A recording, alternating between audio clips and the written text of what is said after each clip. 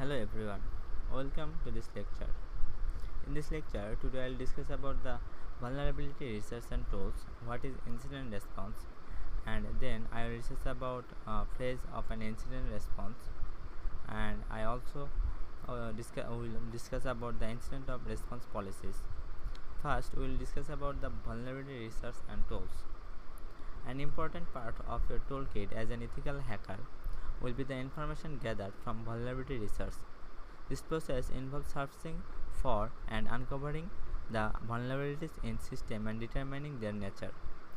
The benefit of having this information is that an administrator or other personnel could use this information to opposite a position of defense. The information may also show where to place new resources or be used to planning monitoring.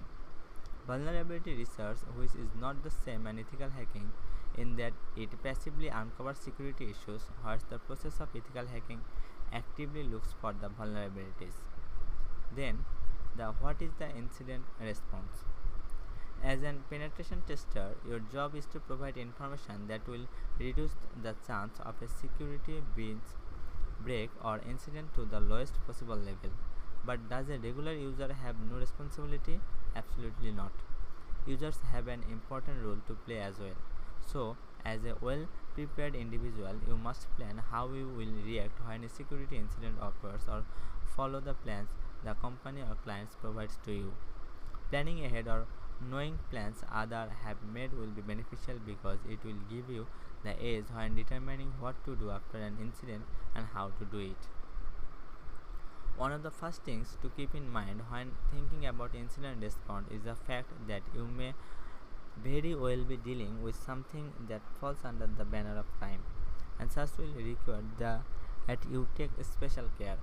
Responding to an incident to computer crime can be particularly challenging and should be left to professionals because the evidence that need to be collected is intangible and can prevent a case from being prosecuted if you damage it. Before going too far, however, it is worth defining what is interfered by the term of computer crime, and the goal of computer crime can be anything that negatively impacts in some way, shape or form the operations of a company, individual or government. And by its very nature, computer crime does not discriminate against activities that are initiated via the internet or launched internally against a private network. And then the incident response policies, which is called IRP. The next detail that is important when considering incident responses is incident response policy. An IR specifies many details, but the following are usually always included. First, who will determine when and if a security incident has occurred, which individuals and or departments are to be notified, the means through which they will be notified, who will be responsible for responding to the incident, and the appropriate response guideline, what you as a system administrator will be responsible for doing in the event of an accident. So, who will be involved in the incident or response process? This depends on the organization assessed, involved, and the overall security and severity of the situation. Several departments with an organization can work together, such as human resources, public relations, information technology, corporate security, and others. The idea is to get the appropriate personnel and departmental involved in order to properly deal with the situation at hand. The personnel involved can also determine which information can be released and to whom. For example, employees may not be privy to all the details of a security incident and may be informed only a need to know the basis. Typically, you will not be included in the development of this policy, but you will be included as someone who must follow it when the time comes and the incident has been declared by the person in charge. And now we will discuss about the phase of an incident and response. There exists a number of phases in the incident response process. Each incident will traverse these phases as the incident occurs, evolves and moves to its final resolutions. While an end user will not be truly aware of each of the phases of incident response, having some idea of the big picture may help you understand what you are doing and why you are being asked to do it. Each phase has distinct action that take place within it, which you will learn more about as we move on. But for now, let's take a high level look at the incident response process itself.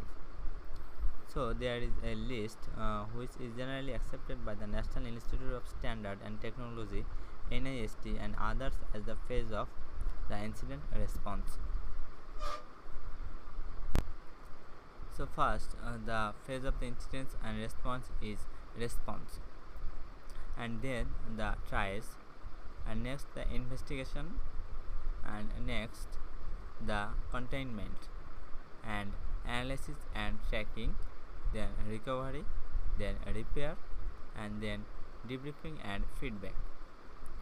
It is important to note that the actual phase described here many and may vary widely and wildly between organizations because they fine-tune the incident response process to their own needs.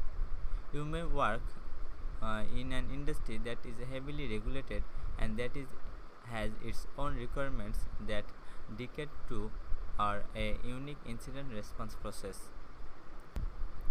As organizations grow in size and importance, it is likely that they will build or already have a group known as an incident response team. This team will comprise individuals who have the training and experience to properly collect the preserve evidence of a crime and the associated components with the response process. You may, depending on your experience and background, be asked to participate in these teams in the event an incident occurs. Of course, you will know ahead of time and be prepared so you are ready when and if the call overcomes.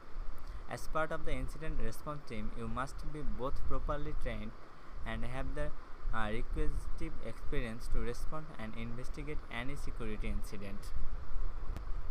And one of the components of incident response is the first individuals to respond when an incident is reported. Once a security incident has been recognized and declared, it is vital that the team have a plan to follow. So I will discuss about this topic in my next lecture. So thank you.